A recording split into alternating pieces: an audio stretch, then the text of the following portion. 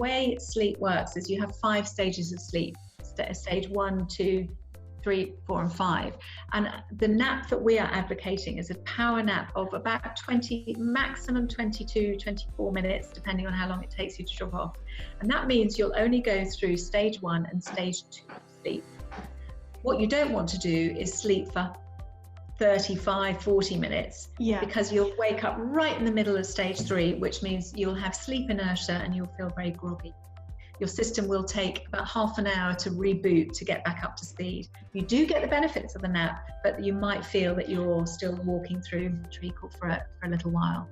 So with 20 minutes, you don't go into that deep sleep and you still get all the benefits of that stage 2, which is the restoration, the memory scaffolding, the alertness, the focus, etc.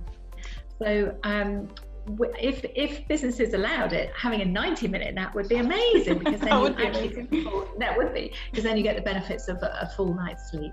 But 20 minutes is the maximum that we advocate. And you're absolutely right in your question. Some people find it hard to drop off, and there are a number of things you can do about that. There are 3 things actually. There's the environmental things that you can do, such as the aroma, the temperature, and the sound and the light.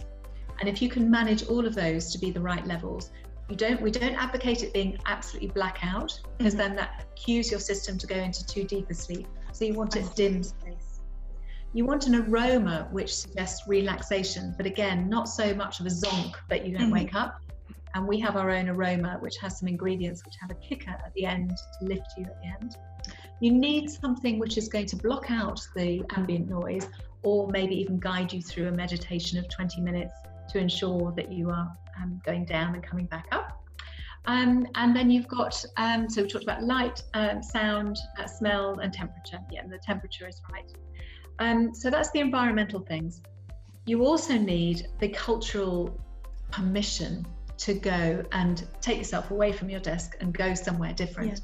And one of the things that we do is we give people a card that they put on their desks, and it actually says, I'm looking after myself, I'm doing something proactive, and I've gone for a nap. Why aren't you? And it's just I'm deliberately doing something for me, and that just sits on their desk when they're napping.